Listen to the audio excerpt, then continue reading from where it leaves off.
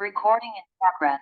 Olá, meu nome é Sebastião Ernesto, eu sou médico anestesiologista e vou continuar falando aqui sobre parada cardiorrespiratória, a ciência da reanimação cardiopulmonar. Há, há alguns anos já vem sendo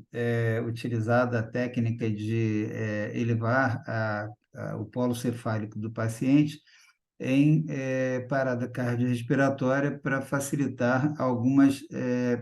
para trazer algumas vantagens fisiológicas, aproveitando a ação da gravidade com o objetivo de melhorar o desfecho na manobra de reanimação. Isso se baseia no fato de que, entre outras coisas, a reanimação padrão, a conduta técnica, o protocolo de reanimação cardiopulmonar padrão leva com as suas técnicas de compressão torácica externa de maneira ideal, seguindo com rigor as técnicas habituais reconhecidas internacionalmente, a um volume sistólico de cerca de 15 a 25% daquele volume sistólico que seria normal no batimento cardíaco daquele paciente, se estivesse em condições normais de funcionamento. Isso leva a uma queda importante do débito cardíaco, que cai, consequentemente, nessa mesma proporção, valores iguais a 15% a 25% daquele débito cardíaco que seria normal. Isso leva a uma queda também do fluxo sanguíneo coronariano e cerebral, da ordem de 30%. Então, uma queda de 30% mais ou menos, tanto no fluxo sanguíneo cerebral quanto no fluxo sanguíneo coronariano, nas melhores condições de atendimento à parada cardiorrespiratória. Isso levou à abordagem sistemática a soma de uma série de condutas que vem tentando melhorar esse desfecho, melhorar a condição de suporte de irrigação sanguínea, tanto do coração quanto do cérebro, para tentar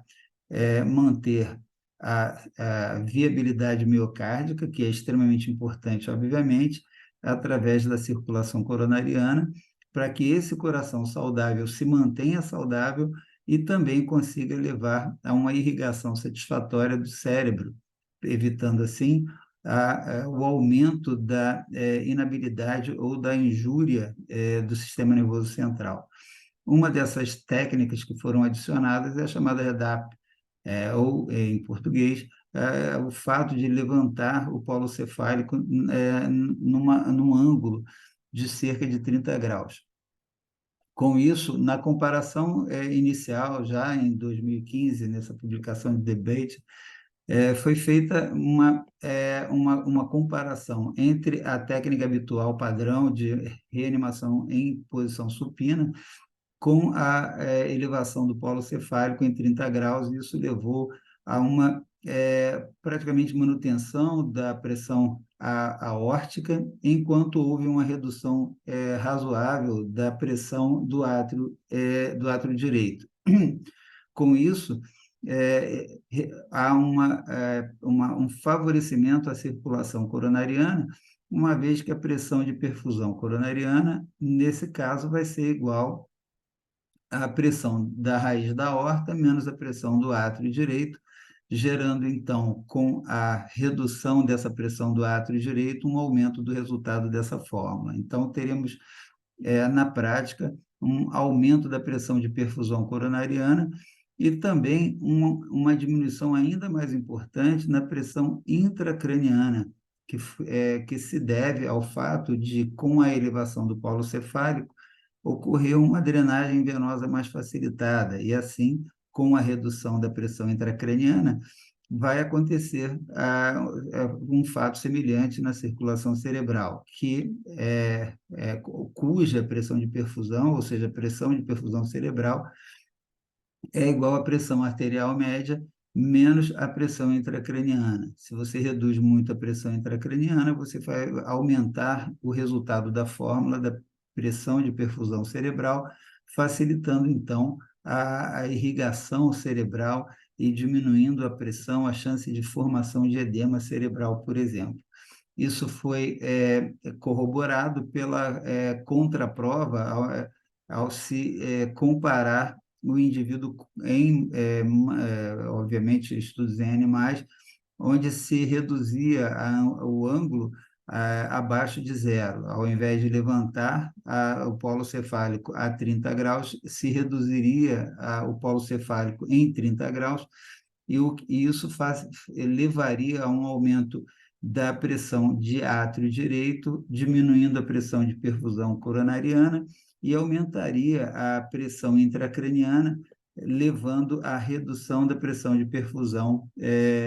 cerebral também.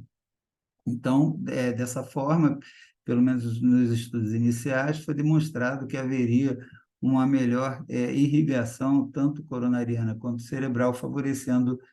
em tese, o desfecho desses pacientes, ou diminuindo a chance de um desfecho negativo nas condições em que houvesse ainda viabilidade desses dois tecidos. Assim, foi desenvolvido um equipamento para a reanimação do paciente, onde o polo cefálico ficaria numa angulação elevada, cerca de 30 graus, e isso associado aos demais dispositivos já discutidos em vídeos anteriores, como, por exemplo, o dispositivo de limitação de impedância torácica e a técnica utilizando o sistema automático de compressão e descompressão torácica favoreceria ainda mais o desfecho desses pacientes que fossem, em tese, viáveis. Os estudos iniciais, já em 2016, utilizando 4 grupos de 8 porcos, totalizando 32 porcos, na publicação de 2016, mostrou, então, uma vantagem na redução da pressão intracraniana, na comparação com a elevação de cabeça e a posição supina, tanto na reanimação convencional, na ressuscitação com técnica de compressão manual, quanto quando se comparou a elevação do polo cefálico com a posição supina, no paciente submetido àqueles recursos adicionais, como a compressão automática e com descompressão ativa, mais o dispositivo de limite de impedância torácica, favoreceriam, então, a posição de elevação da cabeça. Houve, então, a demonstração de que há uma redução da pressão intracraniana, favorecendo a pressão de perfusão cerebral. Houve uma redução da pressão de átrio direito e também, em alguns casos, pôde ser visualizada a diminuição da pressão intratorácica do paciente reanimado, ou dos porcos, perdão, reanimados com o polo cefálico elevado durante a ressuscitação cardiopulmonar com técnica convencional. E também, quando se utilizou os recursos adicionais, foi observado, além disso, um aumento da pressão sistólica, que favoreceria, então, a pressão de perfusão cerebral e a pressão de perfusão coronariana, tanto aqui já associando, além da redução da pressão intracraniana, o aumento dessa pressão arterial sistólica. Então, dessa forma, foi demonstrado que houve uma progressiva soma de vantagens a partir da instituição de recursos adicionais, comparando com a reanimação no paciente supino, com técnica padrão convencional de reanimação. Quando você coloca esse paciente em elevação de polo cefálico, você começa a ter um aumento da pressão de perfusão cerebral, e se esse paciente é reanimado, né? No caso, obviamente, eu estou falando paciente, mas aqui a gente está falando de um estudo em porcos, são 4 grupos de 8 porcos cada um, e comparando o paciente, o grupo de porcos reanimados na posição supina, com a adição do recurso de automatização de compressão e descompressão, você vai ter vantagens em relação à reanimação padrão, e se você associar na reanimação padrão a elevação do polo cefálico, você vai ter vantagem. Então, você vai tendo vantagens adicionais e o recurso de somar tanto a elevação do polo cefálico com a técnica de automatização de compressão e descompressão, que vai levar fatalmente a uma maior pressão negativa durante a fase diastólica da reanimação, vai favorecer em muito o aumento da pressão de perfusão cerebral. Então, sempre que, teoricamente, pelo menos nesse estudo em porcos, houve uma vantagem em qualquer situação que você levantar a cabeça do paciente em 30 graus, e se você adicionar os recursos de automatização, essas vantagens ainda são maiores. Nesse outro estudo, que foi um estudo de revisão sistemática com meta-análise realizado por Huang e publicado em 2021, ele juntou 7 estudos em animais. Esses estudos foram submetidos ao Guideline Arrive, que vai avaliar uma série de quesitos para se escalonar ou dar pontuação a critérios de possibilidade de viés, como tamanho do estudo, desenho do estudo, randomização, cegagem, entre outros, e são, então, 21 critérios que vão ser elencados para receberem pontuação e, assim, gerarem uma qualidade, o score de qualidade desse estudo. Então, foi um estudo considerado um estudo bastante interessante, que foi realizado com a pesquisa, né, em revisão sistemática de 7 estudos em animais. Esses estudos mostraram, na comparação da reanimação com os porcos em posição supina, comparando com os porcos com elevação do polo cefálico, quando se observou a pressão de perfusão cerebral, houve vantagem na elevação do polo cefálico. Então, aqueles animais que foram mantidos durante a reanimação com polo cefálico elevado, eles apresentaram uma maior pressão de perfusão cerebral. E quando ele fez o estudo de subgrupos que foram divididos pelo tempo de reanimação, menos de 10 minutos, 10 a 20 minutos ou mais de 20 minutos, também em todos esses subgrupos houve vantagem no grupo que apresentou, onde os animais foram mantidos com polo cefálico elevado durante a reanimação. Quando se comparou a pressão intracraniana desses animais, também houve vantagem quando se manteve os animais com a cabeça elevada, obviamente, como foi dito, a drenagem venosa facilitada leva a uma redução maior, uma redução mais importante da pressão intracraniana, favorecendo a pressão de perfusão cerebral. E também, quando foi observada a comparação dos dois grupos em relação à pressão arterial média, aí, curiosamente, os resultados não foram diferentes, não foram significativamente diferentes, na verdade, foram bastante semelhantes, mostrando que, apesar de haver essa redução na pressão intracraniana, uma redução da pressão de átrio direito, não há alteração importante na pressão arterial média, sendo esse um fator secundário que não se altera com essa manobra. Ele ainda comparou o retorno da função contrátil espontânea, mostrando que, infelizmente, apesar daquelas vantagens relacionadas à pressão de perfusão intracraniana, não houve diferença no retorno da função espontânea. Portanto, nessa revisão sistemática com meta-análise, não se demonstrou uma vantagem no desfecho final. E aqui, na comparação da pressão de perfusão coronariana, houve uma pequena vantagem. Ele não, o diamante ele não toca a linha divisória do ponto zero, portanto, mostra que também em relação à pressão de perfusão coronariana, houve uma vantagem em se manter os animais com o polo cefálico elevado, como disse, provavelmente devido à redução da pressão do átrio direito, já que a pressão arterial média não se alterou.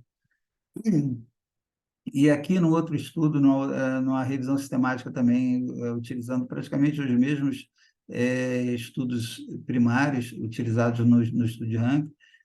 Varney publicou no ano de 2022, no ano passado, uma revisão sistemática também que mostrou que, em relação à pressão de perfusão coronariana, ele não achou vantagem na elevação do polo cefálico. Pelo contrário, no seu estudo, ele mostrou, ele encontrou uma superioridade na manutenção dos animais em posição supina, na análise de subgrupo, ele encontrou, aí sim, alguma vantagem perdão, de novo, ele encontrou vantagem na posição supina, e mostrando que, em relação a esse quesito, na sua pesquisa, ele não encontrou vantagem na elevação do polo cefálico. Então, ele não encontrou diferença na sobrevida e não encontrou vantagem em relação, pelo menos, à pressão de perfusão coronariana. Outro estudo de revisão sistemática, aqui utilizando 12 estudos em animais e um observacional em humanos, TAM e colaboradores publicou aqui em 2022 também que não encontrou vantagens no desfecho final na ressuscitação após 24 horas, tanto nos animais ou no estudo observacional em humanos, não houve diferença